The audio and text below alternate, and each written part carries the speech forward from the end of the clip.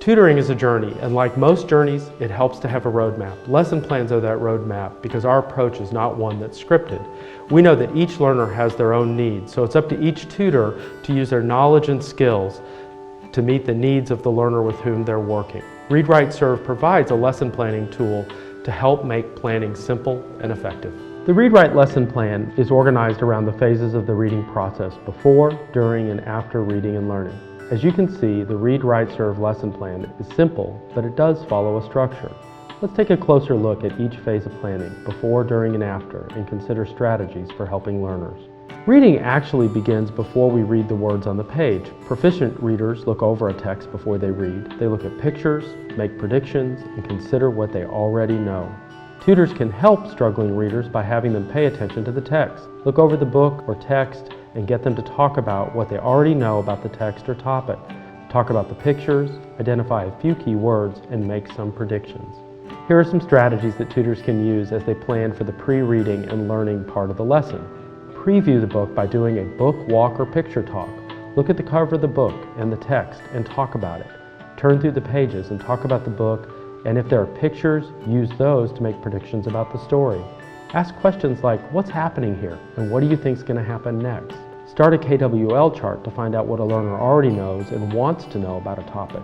Help them make connections between the text and what they already know. Reading is an active process, and successful readers monitor their reading and have strategies for dealing with challenges like new and unknown words or when they don't know what's going on. Struggling readers often lack those strategies, so tutors need to guide learners as they read. However, it's a balancing act. As tutors, we need to support the learner but not jump in too quickly to help. As the learner reads, let them reach logical stopping places like the end of a sentence or paragraph. Tutors can help, but before you give that help, let the learner reach a logical stopping place, and then, if they struggled with words, have them go back and reread.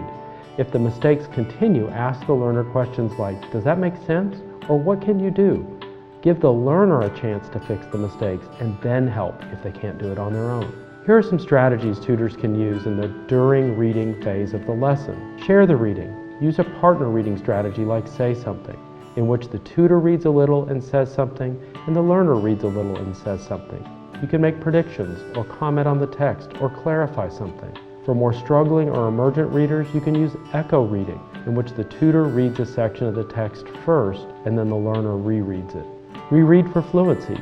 Many struggling readers lack fluency. Their reading is slow and halting, and they make mistakes.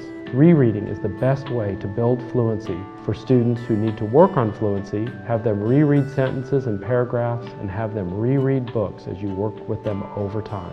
Jot down a few notes as you read. Have the learner use sticky notes or something like double entry journal as they read. If the learner struggles with writing, the tutor can do the writing, but the learner needs to do the thinking. Most importantly, let the learner read and try to get them to work out their problems, but don't allow them to get frustrated during reading. Reading is about meaning and comprehending. Capable readers think about what they've read and even organize that information. After reading, we want to help the learner take stock of what they've read. Here are some strategies you can use. If you started with a KWL, finish it up by adding to the section on what the learner learned, the L section of the chart. The tutor or learner can write down new information and together they can talk about it.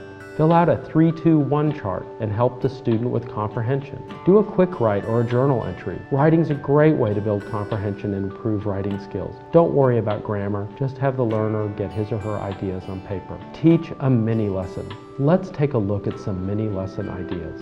Mini lessons are just what they sound like, a short lesson to teach the learner something they need to know to improve their reading.